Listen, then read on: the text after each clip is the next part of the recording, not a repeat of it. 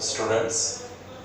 In the previous video, we discussed about the cell and the some parameter related to the cell and like EMF, internal resistance and terminal potential. So we have already discussed these 3 points, and now in this video we are going to make the relation between these 3 points. EMF, relation between EMF, terminal potential and internal resistance. ये relation जो है बहुत ही ज़्यादा important है exam के point of view से, और दूसरा ये कि अगर आप ये रिलेशन अच्छी तरह से समझ जाते हैं तो जो न्यूमेरिकल है वो आपके बड़े इजीली हो जाएंगे, क्योंकि न्यूमेरिकल जो सेल के EMF, टर्मिनल पोटेंशियल और इंटरनल रेजिस्टेंस के न्यूमेरिकल हैं, दे आर नॉट टफ, बस आपको सही फॉर्मूला पता होना चाहिए। ओके, तो let us start. So first of all we are going to make the relation between EMF, terminal potential and internal resistance. तो कई बार तो एग्जाम में ये रिलेशन ही आ जाता है आपका एज अ डेरिवेशन, तो सबसे पहले इसको करते हैं। ओके, हमने आपको बताया था कि हमारे पास जो सेल होता है, मान लीजिए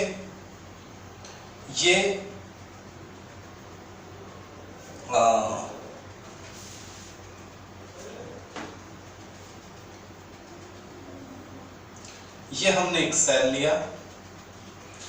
सेल के अंदर क्या होते हैं? 2 इलेक्ट्रोड होते हैं, एक प्लस दूसरा माइनस, और इस सेल के अंदर भरा होता है एक इलेक्ट्रोलाइट। ओके, चलिए अभी ये सर्किट है ओपन, ठीक है, लेकिन हम लेते हैं एक एक्सटर्नल रेजिस्टेंस, ठीक है, यानी ये सेल जिस चीज के साथ जुड़ेगा, तो ये है हमारा एक्सटर्नल रेजिस्टेंस। और सेल के अंदर क्या होता है? Internal resistance. सेल का अपना खुद का क्या होता है? Internal resistance. तो क्या ये बात समझ में आ गई? ओके, जैसे ही हम सेल को एक्सटर्नल रेजिस्टेंस से जोड़ देते हैं तो करंट फ्लो होना शुरू हो जाता है। तो ये करंट फ्लो हो जाएगा ऐसे।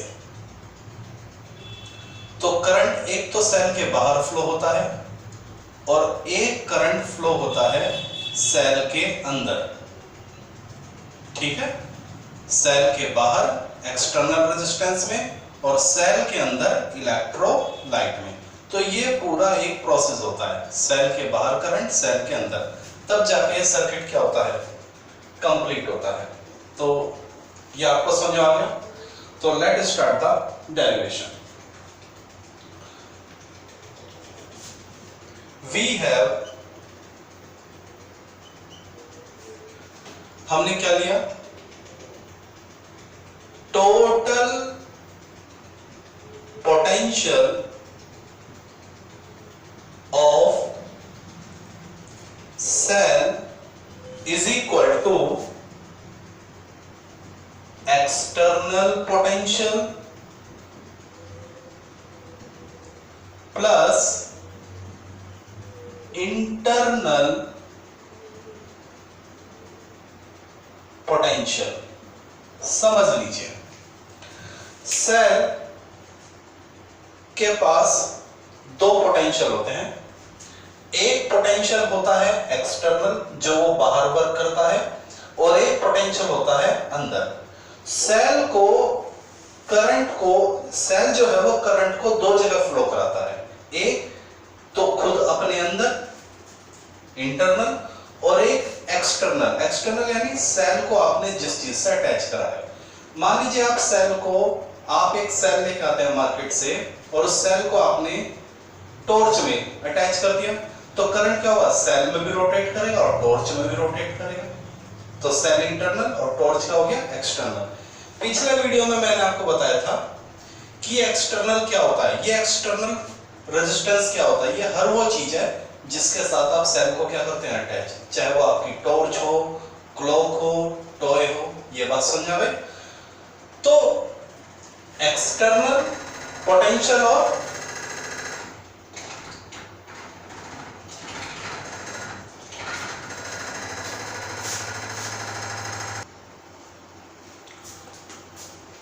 तो सेल का जो टोटल पोटेंशियल होता है वो होता है एक्सटर्नल पोटेंशियल और इंटरनल पोटेंशियल। सेल के पास दो पोटेंशियल होते हैं, एक एक्सटर्नल और एक इंटरनल। ठीक है? कुछ किताबों में आप चाहें तो ये डायग्राम बनाएं, और कुछ किताबों में जो डायग्राम है वो मैं आपको बता देता हूं। देखिए, एक्चुअली सेल को रिप्रेजेंट कैसे किया जाता है? कई बार एग्जाम में 1 मार्क्स का यही क्वेश्चन आ जाता है कि रिप्रेजेंट द डायग्राम या सिंबल ऑफ सेल। तो देख लीजिए, नॉर्मली आपने ये एक बड़ी लाइन और एक छोटी लाइन, तो ये होता है हमारा सेल। लेकिन ये हम छोटी क्लासेस में सिंबल करते थे, लेकिन यहां अगर आपसे क्वेश्चन आ जाए तो आप क्या करेंगे? इसके साइड में ये एक रेजिस्टेंस और लगा देंगे। ठीक है? और ये होता है इंटरनल रेजिस्टेंस, क्योंकि सेल के पास क्या होता है? एक अपना इंटरनल रेजिस्टेंस होता है, और यहां सिंबल लगाएंगे ईएमएफ का। तो ये है किसका सिंबल? सेल का। तो अगर 1 मार्क्स में एग्जाम में क्वेश्चन आ जाए कि represent the symbol of cell, तो आप ये बनाएंगे। ओके? अब ये हमारा सेल है। अब हम लेते हैं एक एक्सटर्नल रेजिस्टेंस R, और हमने क्या किया? एक्सटर्नल रेजिस्टेंस को सेल से जोड़ दिया। तो अगर एग्जाम में आपके पास ये डेरिवेशन आता है तो आप चाहे ये डायग्राम बनाएं और आप चाहे ये डायग्राम बनाएं, आपको फुल फ्रीडम है, कोई दिक्कत नहीं। एग्जामिनर दोनों ही चीजें समझ जाएगा, बल्कि ये ज्यादा डीपली है। अगर आप ये डायग्राम बनाएंगे तो एग्जामिनर को लगेगा कि स्टूडेंट को पूरी नॉलेज है। आप ये भी बना सकते हैं, you have the full choice, इधर you can draw this and this, कोई फर्क नहीं पड़ेगा। चलिए, तो हमारे पास क्या था कि सेल के पास दो पोटेंशियल होते हैं, एक एक्सटर्नल और एक इंटरनल। तो total potential of cell is equal to external potential plus internal potential. क्या ये बात समझ में आ गई? ओके। तो जो सेल का टोटल पोटेंशियल होता है बेटा, उसी को कहते हैं ईएमएफ। समझ में आ गई? किसी भी सेल का जो टोटल पोटेंशियल होता है वही उसका क्या कहलाता है? ईएमएफ। आप कोई भी एक सेल लीजिए, उस सेल पर अगर लिखा है 2.5 वोल्ट तो वो उसका ईएमएफ कहलाता है। आपकी मोबाइल की जो बैटरी है, आप अपना मोबाइल ओपन कीजिए, उसकी बैटरी है, वहां आपको मिलेगा 2 वोल्ट या 2.5 वोल्ट, इस तरह से, तो वो उसका क्या हुआ? ईएमएफ। तो ईएमएफ समझ में आ गया? किसी भी सेल का टोटल पोटेंशियल। चलिए, अब यहां बात आती है एक्सटर्नल पोटेंशियल। तो एक्सटर्नल पोटेंशियल को मैं ले लेता हूं V से रिप्रेजेंट कर देता हूं। किससे रिप्रेजेंट कर देता हूं? V से। प्लस इंटरनल पोटेंशियल को मैं रिप्रेजेंट कर देता हूं V डैश से। सीधी सी बात है। एक्सटर्नल पोटेंशियल को आपने किससे रिप्रेजेंट किया? V से। इंटरनल पोटेंशियल को किससे रिप्रेजेंट किया? V डैश से। क्या ये बात समझ आ गई? ओके, चलिए। ईएमएफ का सिंबल होता है ये, this is the symbol of EMF. ये हम लेकर चले total potential of cell, EMF, और नेक्स्ट लाइन में ईएमएफ को हमने क्या लिख दिया? ये लिख दिया। E इज इक्वल टू, चलिए यहां तक बात समझ आ गई? अब जरा ध्यान देना, आपको मालूम है ohm's law, V is equal to IR। तो एक्सटर्नल पोटेंशियल क्या है? V। तो एक्सटर्नल पोटेंशियल क्या होगा? External current into external resistance. क्या ये बात समझ आ गई? तो V को मैं क्या लिख सकता हूं? करंट कितना है? I, और एक्सटर्नल रेजिस्टेंस, एक्सटर्नल में करंट कितना है? I, और रेजिस्टेंस कितना है? IR। तो इस V को मैं क्या IR लिख दो? बिल्कुल लिख सकता हूं, ठीक है। और ये जो V है ये क्या है? Internal potential. तो बताइए इंटरनल में करंट क्या है? I, और इंटरनल रेजिस्टेंस क्या है? R। देख लीजिए, इज दैट क्लियर? समझ आ गया बेटा? चलिए अब मैं यहीं साइड में एक चीज लिख देता हूं, बहुत इंपॉर्टेंट, ये न्यूमेरिकल करते वक्त आपको काफी काम आएगी बेटा। ये जो एक्सटर्नल पोटेंशियल है या V है या क्या IR, यही कहलाता है टर्मिनल पोटेंशियल। किसी भी न्यूमेरिकल में अगर आपसे टर्मिनल पोटेंशियल पूछा जाए तो मालूम है आप क्या करेंगे? आप IR की वैल्यू निकालेंगे। इस चीज को यही समझ लीजिए, terminal potential is equal to IR। Very important.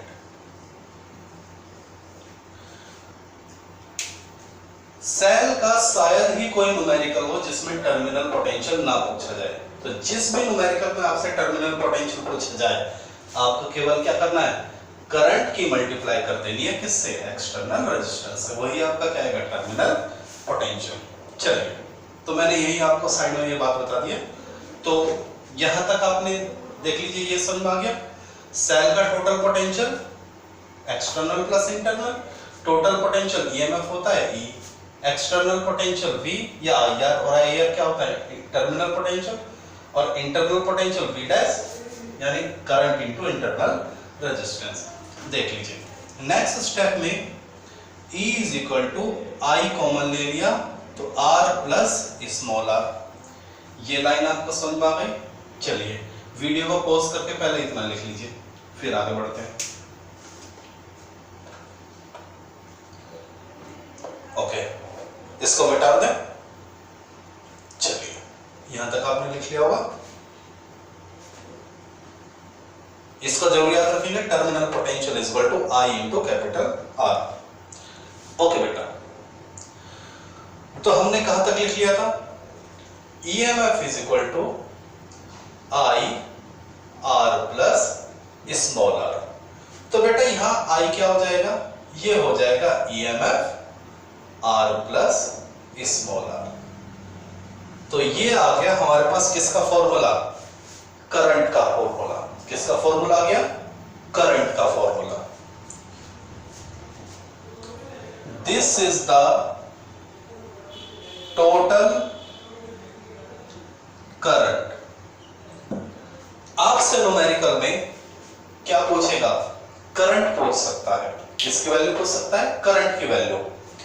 तो I is equal to E upon R plus R। Is that clear? तो इससे पहले हमने आपको किसका फॉर्मूला बताया? इससे पहले हमने आपको फॉर्मूला बताया टर्मिनल पोटेंशियल का, और अब आपको किसका फॉर्मूला ड्राइव करा दिया? करंट का फॉर्मूला, सेल में कितना करंट फ्लो होगा। चलिए अब इसमें जरा एक खास बात देखिए, स्पेशल केस। अगर जरूरी नहीं है कि सेल हर वक्त किससे जुड़ा हो? एक्सटर्नल सोर्स से, वो एक्सटर्नल रेजिस्टेंस से। आप सेल को क्या कर सकते हो? हटा भी सकते हो। भाई आपके मोबाइल के अंदर एक बैटरी है, आप उस बैटरी को हटा भी सकते हो। टॉर्च के अंदर सेल है, आप उस सेल को हटा भी सकते हो। ओके, तो अगर यानी अगर मैं सेल को एक्सटर्नल रेजिस्टेंस से क्या कर दूं? हटा दूं। बात समझ आ गई? अगर मैं इस सेल को क्या कर दूं? एक्सटर्नल रेजिस्टेंस से हटा दूं, यानी if R is equal to 0, ध्यान देना, R इज इक्वल टू 0 का मतलब क्या है? Cell is not attach to the external resistance. तो बेटा यहां क्या हो जाएगा? I is equal to summation upon small r। ये तो 0 हो चुका है। तो ये जो करंट होता है इसको बोलते हैं मैक्सिमम करंट। ये क्या कहलाएगा? Maximum current. Last year board में क्वेश्चन क्या आया था? पहला ही क्वेश्चन एग्जाम का ये था, सेट ए का, कि in which condition the current of a cell become maximum. Set A का पहला ही क्वेश्चन ये था कि in which condition the current become maximum. तो जो बच्चा समझदार होगा उसने किस पे टिक लगाया होगा? When R is equal to 0। समझ में आ गया? तो ये है करंट का फॉर्मूला और ये किसका फॉर्मूला है? मैक्सिमम करंट का। Is that clear? चलिए मूव ऑन, आगे बढ़ते हैं। वीडियो को पॉज करके ये सारा लिख लीजिए। कर लिया आपने? ओके। तो अभी तक मैंने बेटा आपको 3 फॉर्मूले सिखाए। नंबर 1 टर्मिनल पोटेंशियल का फॉर्मूला, नंबर 2 करंट का फॉर्मूला और नंबर 3 मैक्सिमम करंट का फॉर्मूला। चलिए, तो अब तो शायद इसकी जरूरत नहीं है, इसको मैं मिटा देता हूं, रब कर देता हूं। चलिए ओके, 1-2 इंपॉर्टेंट रिलेशन और है, उसको भी करते हैं। देखिए अगेन वी हैव, दोबारा से हम एक इक्वेशन लेके चलते हैं। क्या? EMF is equal to external potential plus internal. बेटा ये बेसिक इक्वेशन है सेल की।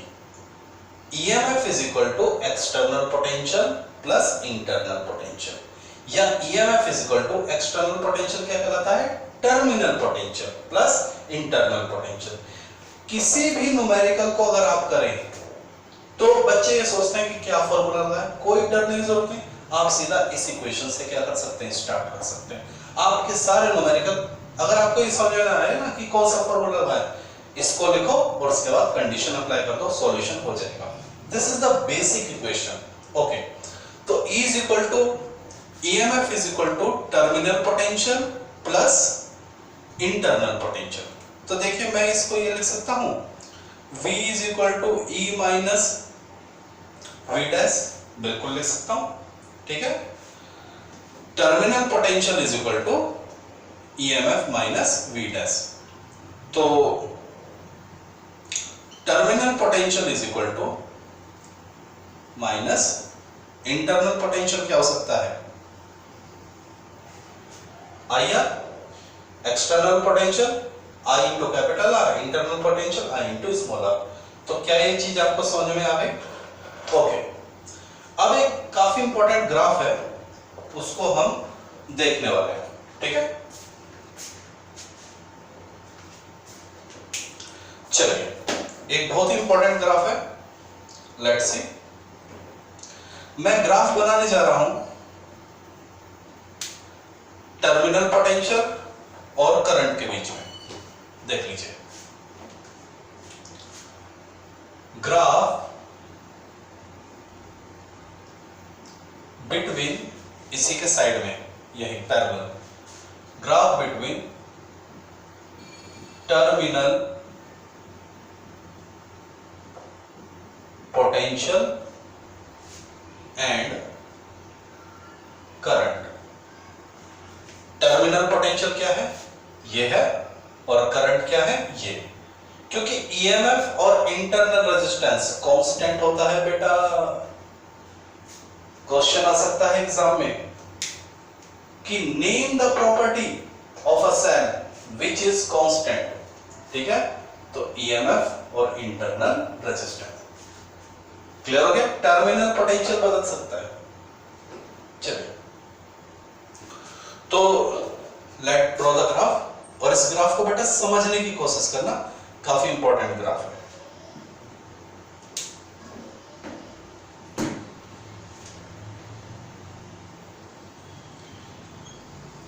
एक्स एक्सिस पे मैंने लिया करंट I, y एक्सिस पे मैंने लिया टर्मिनल पोटेंशियल V। ओके, चलिए अब ये बताइए, देखिए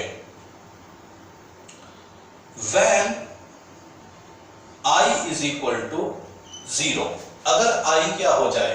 0, तो मुझे बताइए यहां पे I कहां 0 होगा? आप कहेंगे सर ये रहा I इज इक्वल टू 0, यहां पे करंट क्या होगा? 0। तो बेटा जब I इज इक्वल टू 0 हो जाएगा तो बताइए क्या होगा? Then terminal potential is equal to EMF। बात समझा भाई? केस 1, इस ग्राफ समझ लीजिए, जब आपने करंट क्या लिया जीरो, तो करंट जीरो होते ही V और E क्या हो जाएंगे बराबर। V क्या है टर्मिनल पोटेंशियल और ये क्या है EMF। 1 मार्क्स में क्वेश्चन आ जाता है in which condition EMF and terminal potential are equal. तो आप बोलेंगे when there is no current in the circuit. ठीक है बेटा। तो मान लीजिए ये है V is equal to E, क्योंकि V की तो वैल्यू क्या होगी 0 1 2 3 4 5 6 ऐसे बढ़ता जाएगा। तो E की कुछ ना कुछ वैल्यू क्या होगी, मान लीजिए 5 है, 1 2 3 4 5। E की वैल्यू अगर 5 है तो V इज इक्वल टू 5, यानी समझ बात है।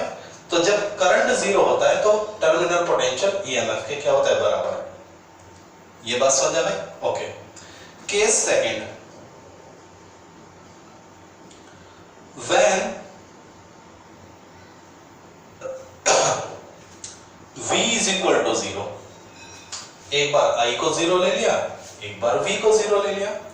तो जब V 0 होगा, बताइए V 0 कहां होगा, V भी यही 0 होगा, क्योंकि यहां पर ये भी 0 और ये भी 0। तो जब V 0 होगा तो बताइए क्या होगा, E किसके बराबर हो जाएगा,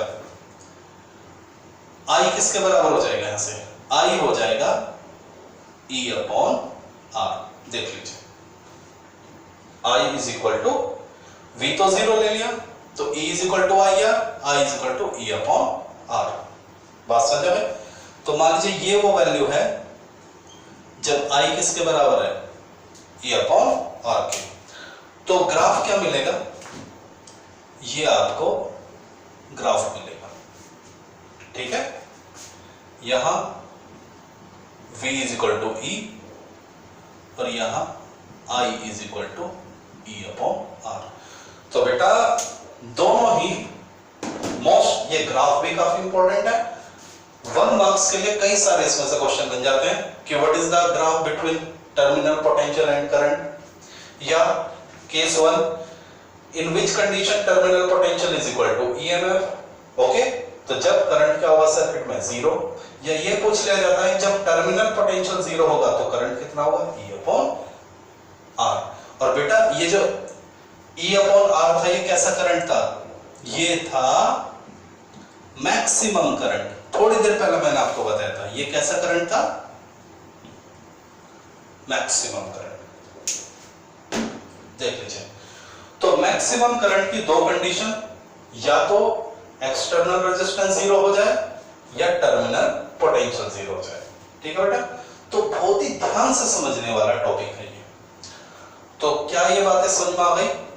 तो देखिए इस डेरिवेशन में ये जो हमारा डेरिवेशन चल रहा था, relation between EMF, terminal potential and internal resistance. सबसे पहले हम लेके चले थे total potential is equal to external potential plus internal potential. तो वहां से जब हम ड्राइव करते आए तो सबसे पहले मैंने आपको समझाया टर्मिनल पोटेंशियल का formula, terminal potential is equal to V या I इंटू कैपिटल R। उसके बाद हमने निकाला करंट का फॉर्मूला, और वही हमने एक कंडीशन ली कि अगर कैपिटल R 0 हो जाए तो हमें किसका फॉर्मूला मिल गया था, मैक्सिमम करंट का।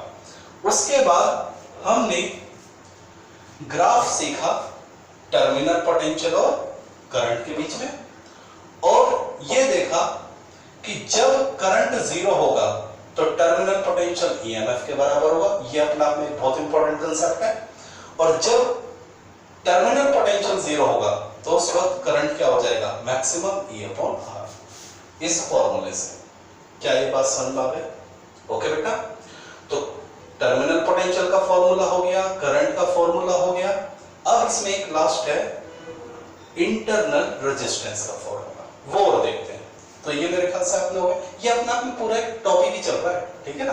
तो ये आपने लिख लिया हुआ, इसको मिटा देते हैं, ठीक है। नहीं लिखा तो वीडियो को पॉज करके इसको लिख लीजिए। चलिए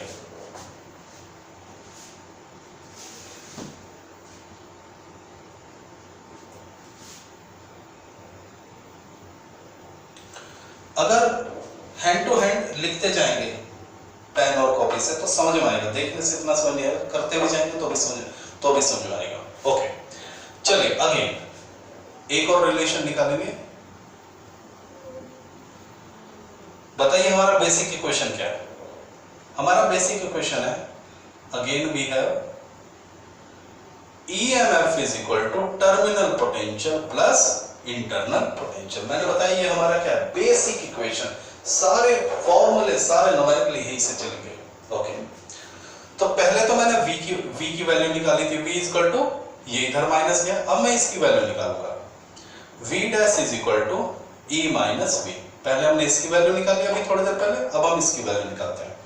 तो बताइए बेटा ये क्या होता है, I into small r।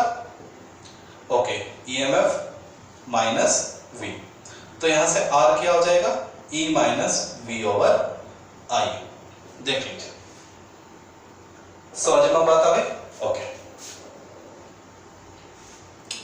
Since अभी मैंने आपको बताया था V क्या है, बताइए V क्या होता है, टर्मिनल पोटेंशियल, और टर्मिनल पोटेंशियल का फॉर्मूला क्या बताया था, IR। तो बेटा यहां से I किसके बराबर हो जाएगा, V अपॉन R के। ठीक है, तो ये जो इसको मान लीजिए इक्वेशन 1, ठीक है, ये इक्वेशन A मान लो। तो लिखिए put I in equation A, V get, बताइए क्या मिलेगा आपको। तो आपको मिलेगा R is equal to EMF minus terminal potential, और I की वैल्यू क्या हो जाएगी, V अपॉन R। तो यहां से internal resistance is equal to EMF minus terminal potential, और ये R की क्या हो जाएगी, R ऊपर मल्टीप्लाई आ जाएगा। तो internal resistance is equal to E upon V minus 1 R। देख लीजिए, this is the formula of internal resistance. Numerical में जब भी आपसे इंटरनल रेजिस्टेंस पूछा जाएगा तो आप you will use this formula, E EMF terminal potential, और ये है एक्सटर्नल रेजिस्टेंस। तो जो हमारा मेन टॉपिक था, relation between EMF, terminal potential and internal resistance, तो देखिए इसमें तीनों चीज आ गई, EMF, टर्मिनल पोटेंशियल और इंटरनल रेजिस्टेंस। तो this is all about the derivation. जिस बच्चे ने ये डेरिवेशन समझ लिया उसको सारे फॉर्मूले क्लियर हो जाएंगे, सारे कंसेप्ट क्लियर हो जाएंगे, और बाय गॉड ग्रेस उसके सारे न्यूमेरिकल भी हो जाएंगे रिलेटेड टू द सेल। लेकिन सबसे पहले आपको इस टॉपिक पे कमांड करना होगा। ओके, चलिए now we are going to do some good question जो आपके बोर्ड में आ चुके हैं, तो थोड़ा सा इन फॉर्मूले की भी क्या हो जाएगी, प्रैक्टिस हो जाएगी।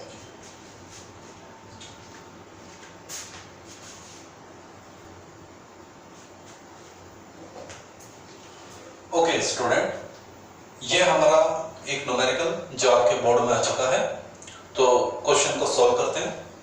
क्या दिया हुआ है, अ सेल ऑफ EMF 2 वोल्ट। देख लीजिए बेटा, सबसे पहले उसने आपको EMF दे दिया है 2 volt, and internal resistance R दे दिया है 0.1 ohm, connected to a 3.9 ohm external resistance. Capital R की वैल्यू दे दी है 3.9 ohm. Okay, what is the terminal potential, terminal potential, जल्दी से मुझे बताइए टर्मिनल पोटेंशियल का क्या फॉर्मूला होता है। तो जो समझदार बच्चा होगा वो एकदम कहेगा terminal potential is equal to I into capital R।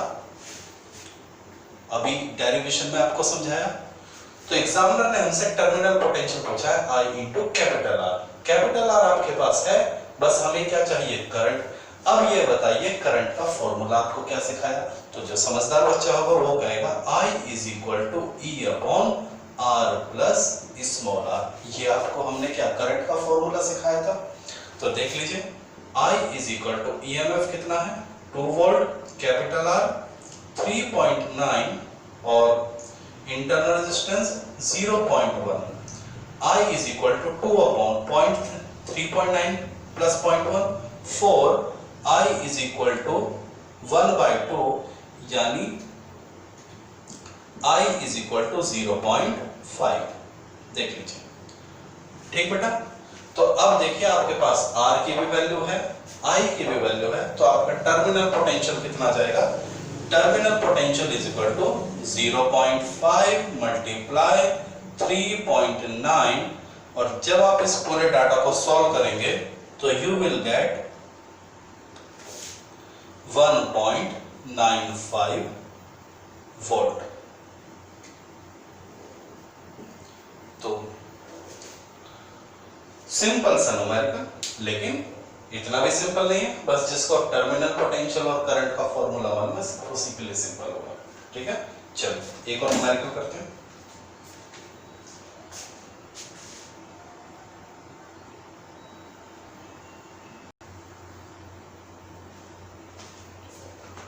Okay student, we have one more numerical जो आपके बोर्ड में आ चुका है। A dry cell of EMF 1.6 volt. देख लीजिए आपसे क्या बोला गया है, सेल का जो EMF है वो कितना दे दिया? 1.6 वोल्ट। Internal resistance 0.14। ओके बेटा, और एक्सटर्नल रेजिस्टेंस की वैल्यू आपको नहीं दी हुई है। The current draw from the cell is 0.2।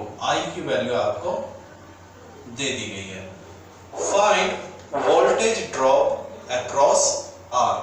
ठीक है, तो voltage drop across R, तो बेटा यानी R क्या होता है? एक्सटर्नल, और स्मॉल r क्या होता है? इंटरनल। तो उसने एक्सटर्नल रेजिस्टेंस की वोल्टेज पूछी है, तो यानी एक तरह से क्या? टर्मिनल पोटेंशियल पूछ लिया। Okay, is that clear? Voltage पूछी है एक्सटर्नल रेजिस्टेंस की, तो एक्सटर्नल रेजिस्टेंस जो है वहां पर वोल्टेज क्या कहलाती थी? External voltage. भाई एक्सटर्नल रेजिस्टेंस की वोल्टेज एक्सटर्नल वोल्टेज, और इंटरनल रेजिस्टेंस की वोल्टेज इंटरनल वोल्टेज, और एक्सटर्नल वोल्टेज का दूसरा नाम क्या था? Terminal potential. तो वो आपसे पूछ लिया गया। तो बताइए आपके पास फॉर्मूला क्या है? बेसिक इक्वेशन क्या थी? EMF is equal to terminal potential plus internal potential. याद आ गया?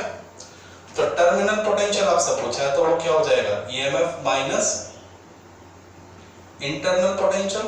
Terminal potential E minus V dash की वैल्यू क्या थी? I into small r। तो terminal potential is equal to E की वैल्यू क्या है? 1.6, I की वैल्यू क्या है?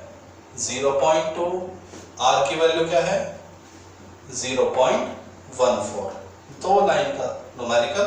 तो जब आप इस पूरे डाटा को सॉल्व करेंगे तो बेटा यू विल गेट 1.4 वोल्ट। तो ये है आपका टर्मिनल पोटेंशियल। देखने में इस न्यूमेरिकल में कैपिटल R का कोई रोल है ही नहीं, बस आपको कंफ्यूज करने के लिए दिया था। समझ में आ गया? चलिए, let's do one more numerical.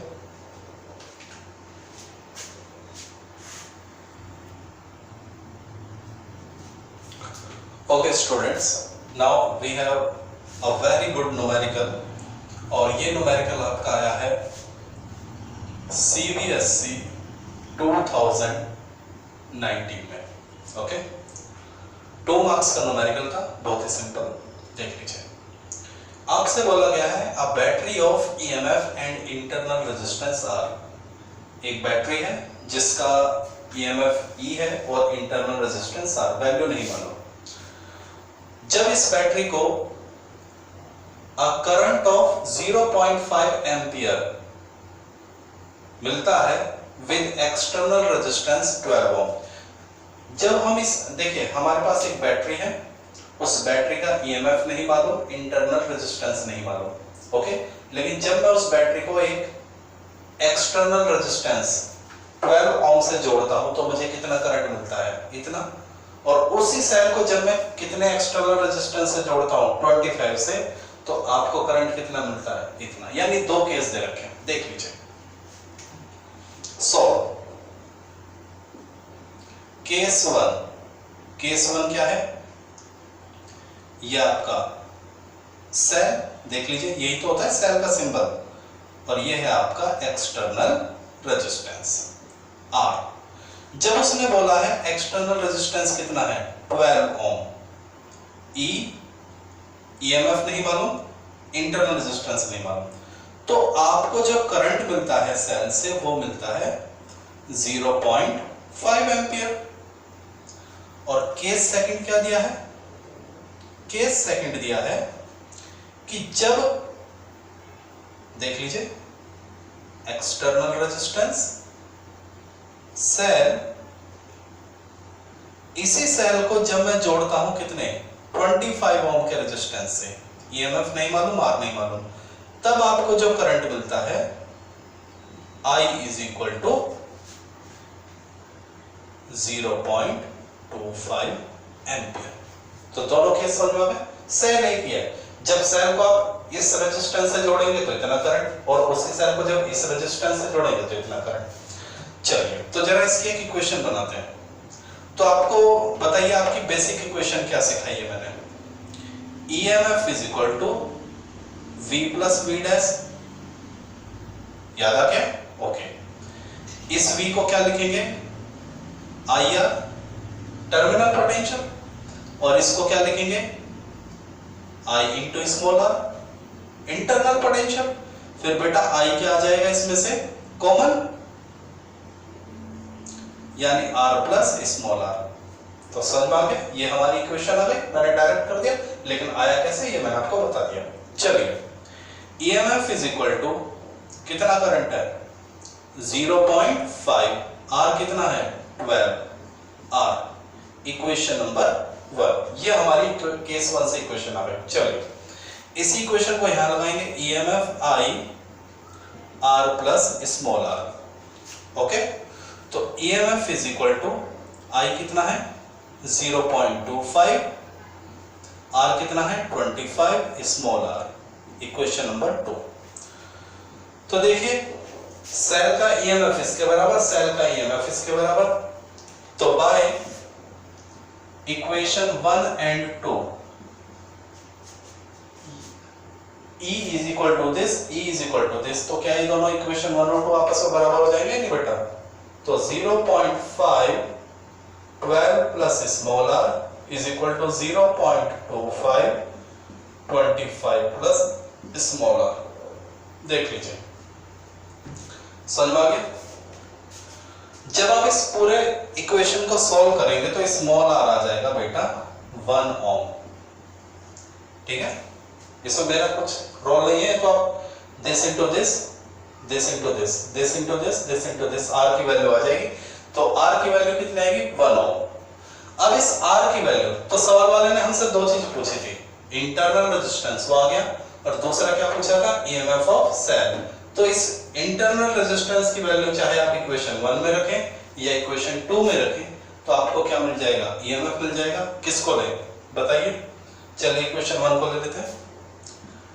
Bye equation 1 EMF is equal to 0.5 12 plus 1, E is equal to 0.5 13, और EMF is equal to 6.5 volt. देख लीजिए, EMF आ गया। तो मैंने आपको बोला numericals related to the cell are not tough, बशर्ते आपको रिलेशन पता होना चाहिए। तो आज जो आपको पढ़ाया है बहुत इंपॉर्टेंट है, relation between EMF, terminal potential and internal resistance. Derivation को, वीडियो को कम से कम जब आप 2 बार देखेंगे तब जाके तो आपको समझ आएगा, पहली बार में समझ में नहीं आएगा। और उसके बाद हैंड टू हैंड लिखते जाएंगे, वीडियो देखेंगे लिखते जाएंगे, तब जाके वो बेटा प्रैक्टिस में आएगा। ठीक है, मैं एक ही एडवाइस देना चाहता हूं, हार्ड वर्किंग इज नेसेसरी। ये समझ लीजिए, हवा में पढ़ाई नहीं होती कि दिमाग में, ठीक है ना, टेस्ला नहीं बनना है किसी को, वो तो खैर एक ही बार आते हैं टेस्ला जैसे साइंटिस्ट, ठीक है ना, क्योंकि उनके बारे में फेमस था, वो दिमाग में ही सारी चीजें सॉल्व कर लेते थे। लेकिन बेटा आपको क्या करना है? हर चीज को प्रैक्टिस करनी है। ठीक है, हार्ड वर्किंग कभी भी फेल नहीं होती। इंटेलिजेंस फेल हो जाती है, हार्ड वर्किंग कभी भी फेल नहीं होती। ध्यान से सुनना मेरी बात को। इंटेलिजेंस फेल हो सकती है, हार्ड वर्किंग कभी भी फेल नहीं होती। तो लेक्चर्स को देखें, एक एक बार, दो दो बार प्रैक्टिस करें, कमांड करें, ठीक है। Okay, best of luck.